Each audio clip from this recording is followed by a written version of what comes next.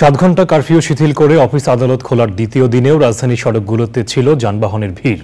যানজটে নাকাল হয়েছে সাধারণ মানুষ। গন্তব্যে পৌঁছাতে ঘন্টার পর ঘন্টা রাস্তায় আটকে ছিলেন অফিস ফেরত মানুষ।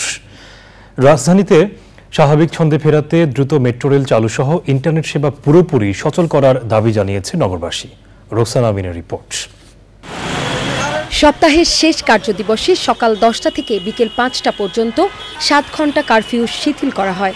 যানবাহনের চাপ বেড়ে যাওয়ায় যানজটে নাকাল হতে হয় অফিস ফেরত নগরবাসীকে। মেট্রো রেল ও ঢাকা এলিভেটেড এক্সপ্রেসওয়ে বন্ধ থাকায় গাড়ির চাপ পড়ে রাজধানীর বিভিন্ন সড়কে। সারাদিনের কর্মব্যস্ততা শেষে বাসায় ফিরতে ভোগান্তিতে পড়েন সাধারণ মানুষ।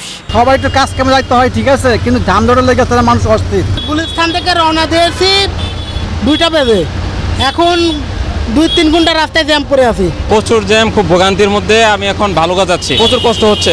অনেক সময় থেকে হাঁটতেছি। নগরবাসীর চাওয়া সব ক্ষতি পুষিয়ে এ শহর স্বাভাবিক গতিতে ফিরুক। এটা আসলে স্বাভাবিক জীবনযাত্রা না, অ্যাকচুয়ালি আমাদেরকে যত তাড়াতাড়ি সময় স্বাভাবিক জীবনযাত্রায় ফিরে আসা উচিত।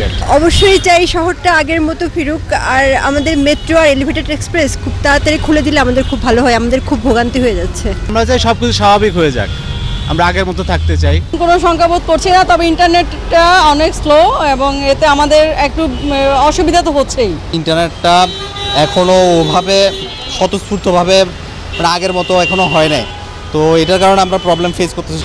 আমি চাই আমাদের দেশের মানুষ সুখী থাক, তাদের সব চাওয়া পূরণ হোক, সো তারপর সবকিছু ঠিক হয়ে যায়। শিথিলতা শেষে কারফিউ বলবৎ হলেও রাজধানীর সড়কগুলোতে যানজট ছিল সন্ধ্যা পর্যন্ত।